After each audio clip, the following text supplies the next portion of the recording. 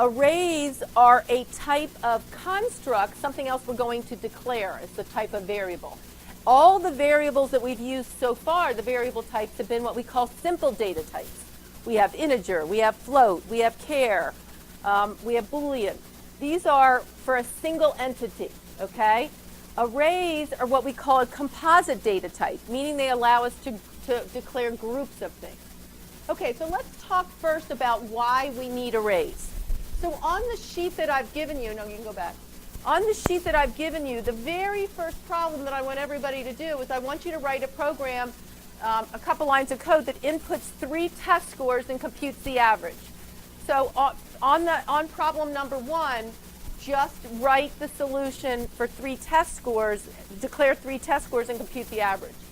And I want, in the spirit of what we did yesterday, which I thought worked kind of well, I want somebody to come up and do that for me here. Okay, so then the next problem, so this is for a defined 3 test scores.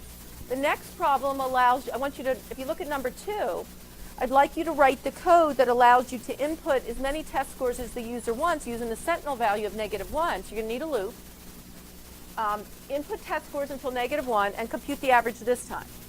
So write the code for number 2. This time you only will need 1 test score variable.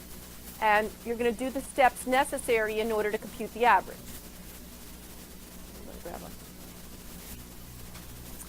All right, so we're going to do number 2. So we need a loop. We need a Sentinel loop. So hopefully everybody feels comfortable setting up a Sentinel loop, right? So this time we use 1 test score. And we need to do what in order to compute the average? Make a total. And what else besides a total in order to compute the average? A count. So he's going to add the steps to do a total and a count. He's going to read the test scores in. He's going to sum them all up. He's going to count them and then compute the average after they've entered the -1. So a lot of you probably started with, well, test scores not equal to -1. Does everybody feel comfortable with this now, hopefully? Okay. And then he's going to add the accumulator and the counter into the action steps. This should be pretty automatic to you by now, right? And then he's going to compute the average after the loop, because you don't really, generally, unless the program specifically asks for a running average, you don't do the average till you're all done. So the average calculation goes here. And we all know how to compute an average. And it'll quit, and count at that time will be 0, so it'll divide by 0. So you need to add a test here if count is not equal to, right? Does that make sense? Okay? Which is why I love this problem so much, because you have to remember all these things, okay? So we have to check for divide by 0. Question on that? Does that make sense, why we do all this? This is all review right now, okay?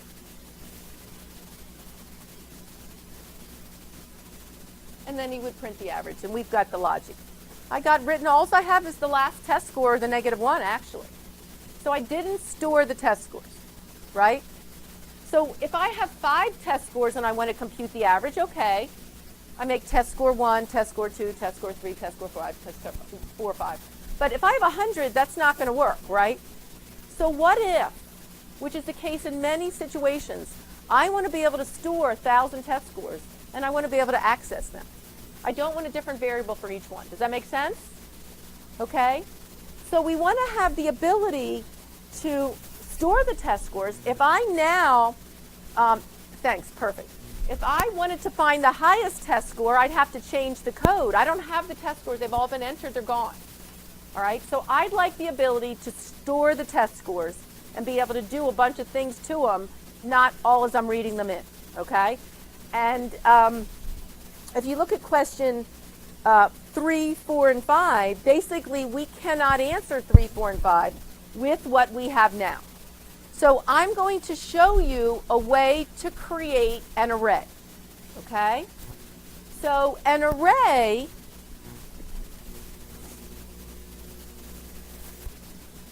is the first structured data type that we use. And there's a couple of terms we're going to use here. Array is the variables. There's no keyword in C++ that's called array. we're going to actually use square brackets to give a size of an array. So there's no keyword that says array. So we're going to declare an array, and the array is going to be made up of two things. The array is going to be made up of elements or members of the array, and we're going to use something called an index to determine which element of the array that we're accessing. So these are the terms we're going to use: array, element, and index. And none of these are keywords in C++. Okay? So the format is the following: type, which we know what a type is, what our types are: int, float, char, bool, string. Okay? A name, which we're going to give to the array, and then we're going to use square brackets, and we're going to specify a size. And this is going to allocate space and memory for the array. Notice the word array never appears here. Okay? So I only have to do this once. Now, something to remember about the size, and this is true in C++, the size must be a constant. What do I mean when I say the size must be a constant? Give me an example of a constant. A fixed number, such as 100, right? Or what's the other way of doing a constant? Declare a constant. But it can't be a variable. Either a set number, like 100 or 1,000, okay? Or a constant that I've already declared. I cannot make a variable, an array of a variable size, because when the array is declared, the same thing that happens when a variable is declared. What happens when a variable is declared? Space is allocated in memory. When an array is declared, space is allocated in memory. So the size must be known. Does that make sense? Okay? I'll go over this again. So here's an example of declaring an array of test scores and allocating space for how many of them? 30. So float test scores sub 30 means in memory space will be allocated for 30 of those suckers. Okay? So that statement allocates space for all the guys. I could have made a constant and then replaced, whatever. It doesn't have to be a 30 there. I could use it. That's oftentimes done when you declare arrays. So therefore, if you want to change it later, you can change it in that one location. But the bottom line is whatever's in those brackets, those square brackets, must be a known value. It can't be an X or a variable. Okay? Okay, so that's easy, right? So we can declare an array called days of type float with 365 of the suckers. We can declare an array called code, which has 12 characters in it. We can declare an array called buff, which has 100 integers. What do these guys look like in memory? Okay? So if I declare an array called test scores, type, name, size, that's all you have to remember, type, name, size. What takes place in memory is 10 of these guys are allocated. Each one of these guys is called a member or element of the array. Now, notice that what we've done, though, that we're going to use a number to access each element of the array. And we're going to call that an index or a subscript. Either one, they're interchangeable. Okay? So since I've allocated space for 10, what do you notice about the highest subscript that I can go to? And why is that? Why is it 9? Because I start with 0, that means that 10 elements is 0 through 9. And welcome to coding. Coding is almost always 0-based. Bless you. Coding is almost always 0-based. So this is a 0-based array. The first index is 0, and the last one is 9. That doesn't mean you give 9 as your size. Your size is still 10. Okay, does that make sense? Your size is still 10. So 10 elements means elements from 0 to 9. You with me? Okay, cool. So let's then, a number 6, declare an array that will have space for 100 test scores. And if you look at the bold, number 6, page 1 still. Did I say page 6? Okay, so if you look at the bold, that'll tell you the format to declare an array. The first thing you're going to do is give it the type, And whatever you've been using for test scores, you're going, bless you, I know we're all sick. Whatever you've been using for test scores, that's going to be your type. Your name is going to be whatever, and your size is going to be 100. So for number 6, go ahead and allocate space for 100 test scores using type, name, size.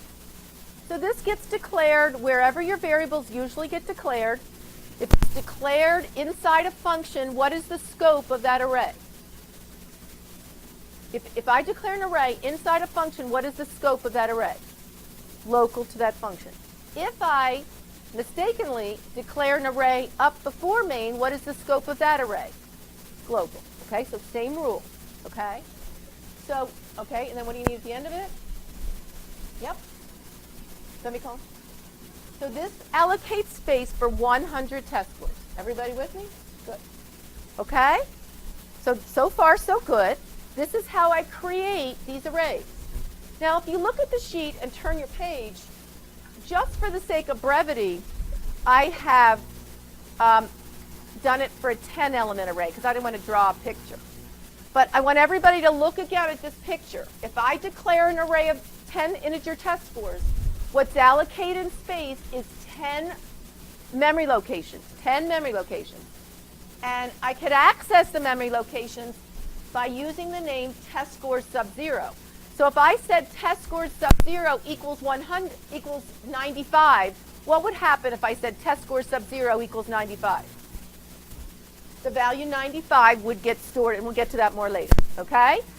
So keep that in mind, and then let's fill out the rest of the sheet declaring arrays. So page 2, let's declare all these arrays.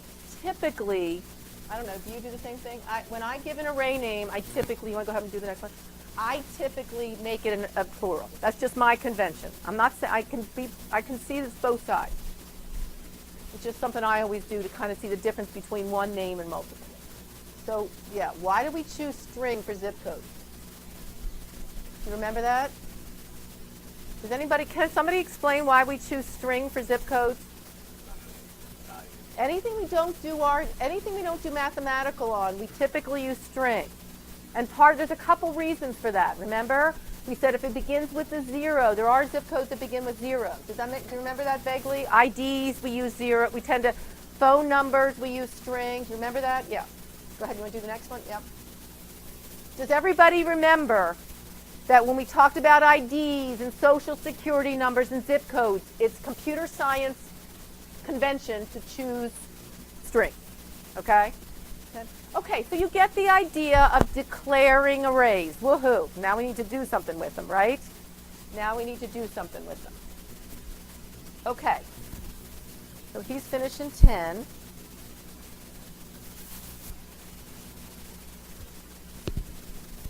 Good.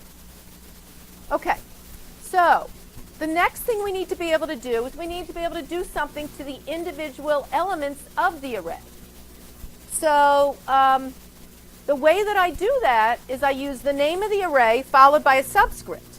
So if I declare an array called buff and it has 100 elements, then it's clear to everybody that buff sub 0 is the first and buff sub 99 is the last. Now I'm going to talk about this a couple times. One of the big and oldest security vulnerabilities in programming is the buffer overflow. This is an old security problem, and guess what? It's still there. It is so easy to write beyond the end of an array, and C++ is terrible at checking for it. It lets you do it. So if you have space for 100 and you try to write to 102, guess what it does? Writes right over memory whatever's there. Okay? Doesn't give you an error, doesn't, necessarily crash. It writes right over memory. And this is called a buffer overflow. This is one of the most exploited and oldest security vulnerabilities that exists. Now, Java is safer in the sense that it throws an out-of-bounds exception if you do that. Well, I still don't think that's a good thing, right? But at least it doesn't let you write over memory. So buffer bounds are a big place for hackers to exploit, okay? So C is terrible because it doesn't check at all. All right, so let's keep that in mind. We're going to do a security injection on that. Let's talk about what we can use as a subscript.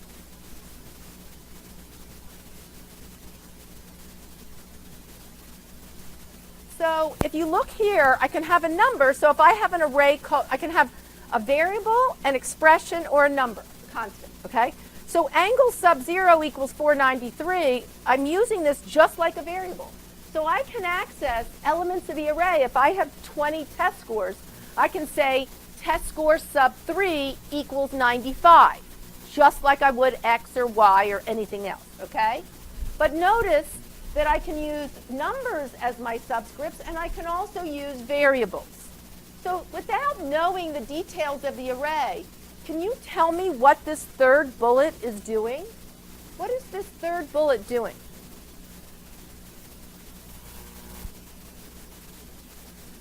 Not to arrays. 2 elements. And what is the deal with those elements? Can anybody? It's adding this element. If this is val sub I don't care where it is. Where's val sub I plus 1? The subsequent element, right? It's taking this element, adding the subsequent, and it's putting the sum where? In the one below, right? I don't even need to know what I is to know that it's adding subsequent elements and putting the sum in the one below.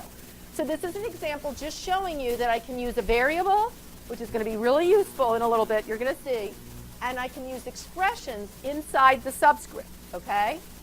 Now, what is this guy doing? What is C out score sub k, k plus 1, score k plus 2 doing? What's that? In a similar fashion, what is that doing? The one immediately following. So it's outputting 3 subsequent test scores. K plus 1, okay. So we can do anything to an array element that we can do to a variable. I can assign to an array element. This is important. Okay, this is our next exercise. I can assign a value to an array element. I can put it inside an expression.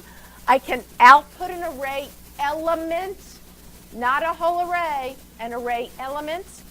I can check to see if an array element is some value. I can input an array element so long as I give, and how do I access an array element there? What's the deal then? Name of the array followed by the location within the array. Does that make sense? The index. This is called the index. You with me? Okay, so let's try it. So if we look at page 3, I've done the first 2 examples for you. So this is using the same arrays we declared in the previous exercise. So in number 1, in the previous exercise, I declared an array of weights. So if I want to assign 45.5 to the first element, does everybody see why it's weights sub 0 equals 45.5? Does everybody see that? Okay. If I want to assign, if I have an array called K, and it has 20 elements, and I ask you to assign X to the last element, does everybody see in number 2, K sub 19 equals X? Okay, so what I'm going to do is I'm going to put up the previous arrays, and I want you to do the steps that are, so here's the arrays that we declared. So we've already done weights and K. So for number 3, you're going to output the second element of the I call it temps array. So go ahead and write the code for outputting the second element of the temps. So does everybody get a feel here? So you've declared the array in the previous step. Now we're accessing an individual element of the array doing something specific to it. So we're going to take the second element of the temps array, which the first element is what? Temp sub 0. So the second element is temp sub 1. So if it asks to out perfect, C out the second element of the temps array, it's C out temp sub 1. Everybody with me? Right? That's a Boolean array. So to get the fourth guy, that only is going to accept Boolean values. Does that make sense? Okay, the next one's a little tricky. We're going to take the 7th test score in the test scores array, and we're going to add 1 to it. Who thinks they can do number 6? That's good. Can you think of one other way to do it? Can anybody help them? What? Yeah, can you try test score 6 plus plus? You want to try that one? Just below it, yeah. There's actually 3 ways, but I don't think most of you know this. Okay, so now where does the plus plus go? Again, the syntax is right outside, exactly. It doesn't matter if it's before or after. It's plus plus right there. Make sense? So just like a variable, just like Like a variable, good. Okay, that was a tricky one. So the syntax is the question here. Does this make sense? Now what would have happened if he just did this? Test score sub 6 plus 1. Why would that have been wrong? You're not putting it anywhere. You're not putting the answer anywhere. So there's a lot of things going on here. You have to know the type. You have to know assign a T to it. If it was Boolean, he would have been right. But we chose character for this one question. So then the last guy I think I can do, class name sub. How many do we have in class name? 100. So 99 equals computer science. In that case, what would I use? I wouldn't use single quotes. I would use double quotes because it's string. So you see how everything builds in this class? We have to know the types, all that stuff, okay? Everybody with me? Now, this is all just peachy keen, but how would I, let's go back to my first question that we had at the very beginning of class, which was, how do I print all the test scores? How do I find the highest? How do I input 100 test scores? So, guess what? There's a way. But I cannot do this. I cannot say array equals 0. I can't go into the code and say int array 100 and then array equals 0. I cannot do pretty much anything to the array as a whole. It just doesn't work.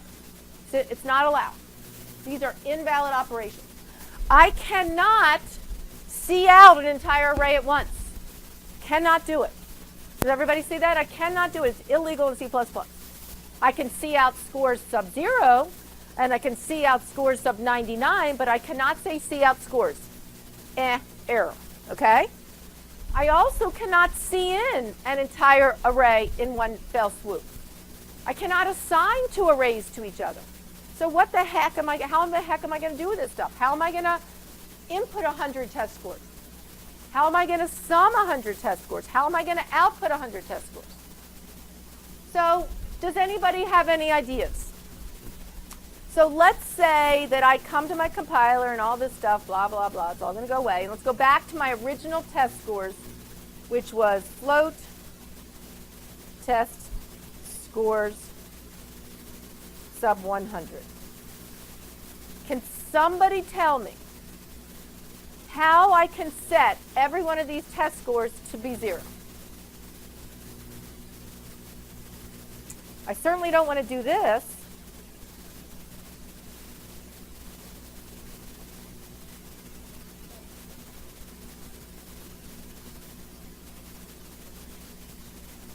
Because how many times do I have to go test score sub 0 is 0, test score sub 1. That's the whole reason I did the arrays, was to avoid this. Ideas. I can use my friend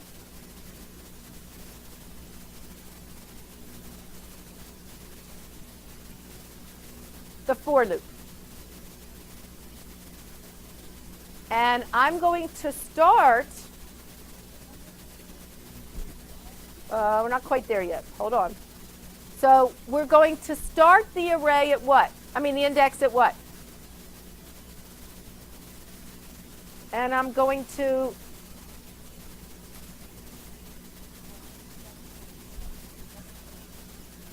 I could do that, but I like this better.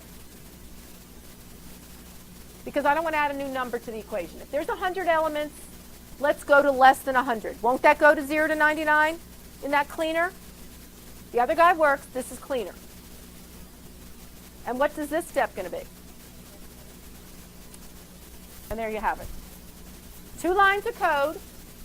I just did everything to the array. I took my friend the for loop. Is that sarcastic? Is he not our friend? I brought our friend the for loop to do the work for me. So regardless of the size of the array, I can now use the for loop to do all the operations on the array in basically a couple lines of code. Are you with me? So let's go to the next exercise, which is all going to work on this array. No. Here we go. All going to work on this array that I created. And I want you to write the code. So we're going to use a small array just so I can show you. I'm going to run these and actually show you. I want you to write the code to set that whole sucker to 0, print that whole sucker, input all those guys, blah, blah, blah. So we're on page 3, or 4, is it 4? 4, and now we're going to answer the question that we started the class off with, how to do that. Okay, so go ahead.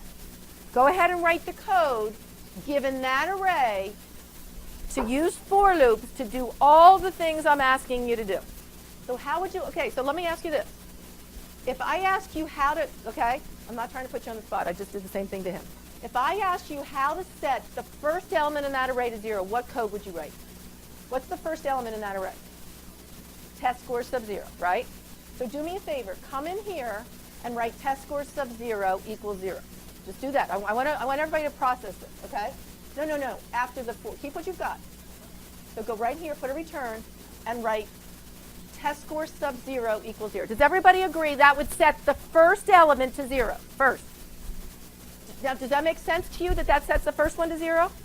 Okay, so now what I'm going to do is I'm going to change that 0 to x, and that then is basically the equivalent of saying test sub 0 equals 0, test sub 1 equals, do you see what I'm saying? So if you can talk yourself through the 0th element, pop it into a for loop, that'll work for all. Does that help? Okay, good, thank you. Does that help? So if you're not sure, so let's go to the next one. How would you print the first, I'm not going to give it away.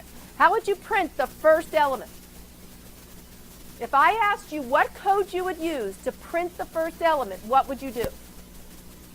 C out test score sub 0. So now if I want the whole array to be printed, change the 0 to x or index or I don't care what you change it to. Make that your for loop, and that works for the whole array. Does that make sense? Okay? All right, so do the same thing that she just did. Come up here and just print the first test score. Here's my array. I need an S here. Can you fix that S for me? If I just wanted to print test score sub 0, okay? Okay, so now come here, return. I just want you to write the code to print the first test score. So C out what? Okay. Just to print the first test score, it's C out test score sub 0. We all know that, yes? Whatever the name of the array is, the 0th guy. Brackets, it's getting used to the syntax is tricky, okay? Put a 0 right now, just for 0, okay, semicolon. Okay, so does everybody agree that this prints the first element of that array? Now, if I want to print the whole array, let's do something different besides x this time. Change it to I. A lot of times we use I for this. Now, put this loop ahead of it, the for I equals 0, I less than 10. And now, those two lines are equivalent to C out test score sub 0, C out test score sub 1, C out test score sub 2, C out, blah, blah, blah. And it can work, I'm only doing 10, but it'll work for 1,000,000. Question?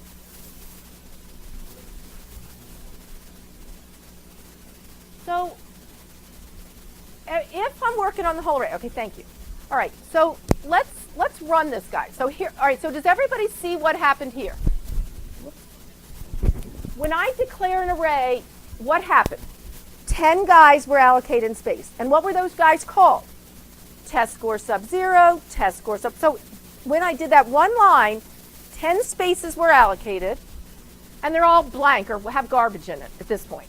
When I get to this gets set to 0. This is less than 10. So what happens first? Test score sub 0 equals 0. I need a semicolon. Can you add a semicolon? Okay. Then I bump x to 1. So 1 is less than 10, so test score sub 1. So basically, let me get a good marker.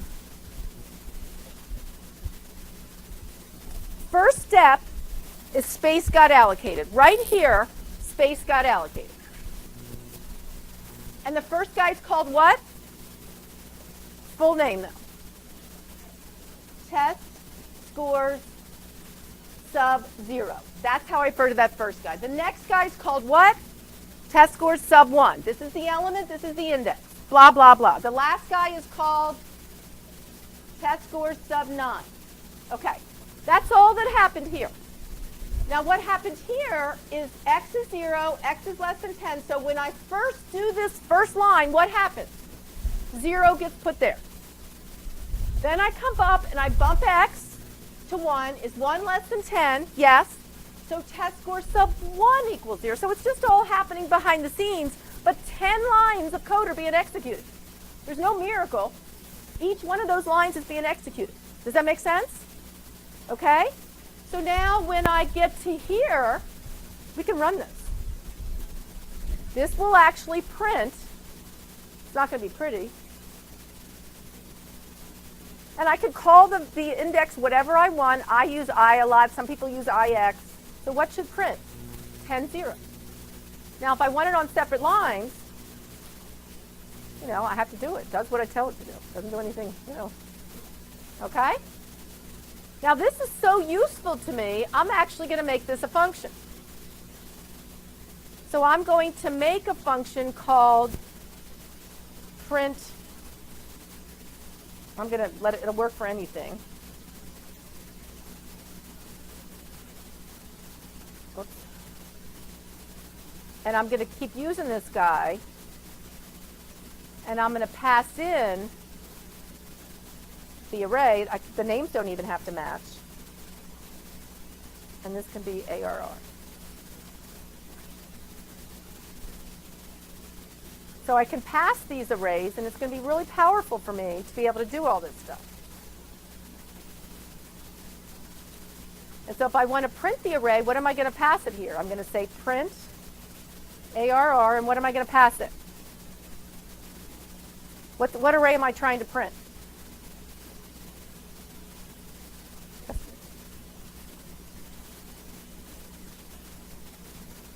I need to prototype it.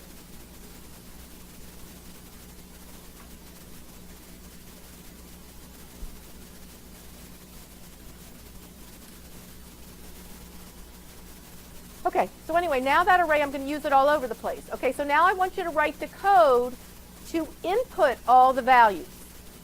Now, what's the tip that I gave you?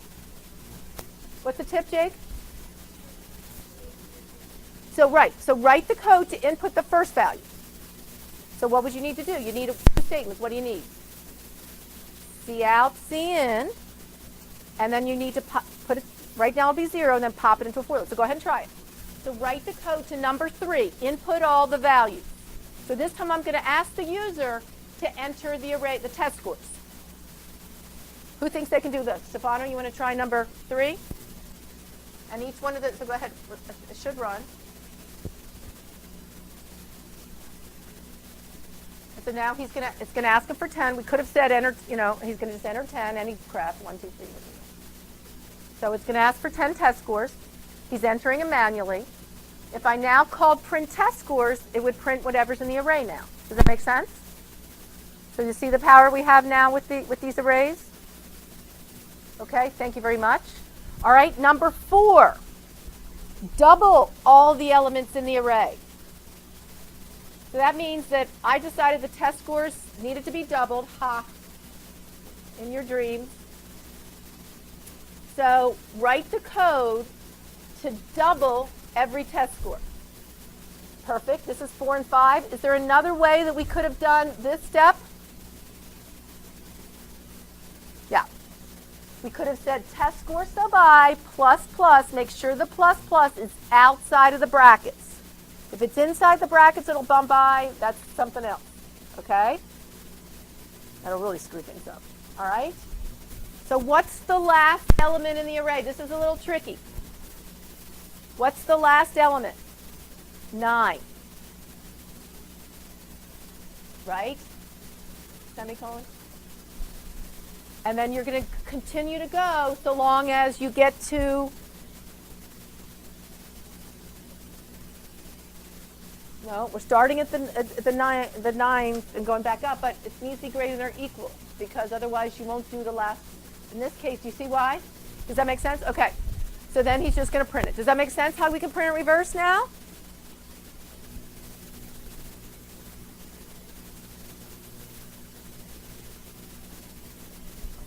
Does that make sense? Okay? That makes sense? That's the question we started with, right? And then if I want to compute the average, can you stay up there and just finish average? So after the loop, average equals what? In this case, I know how many I'm doing, so average equals what? I or 10. Yep. That's how we started the class. Now we know. Thank you.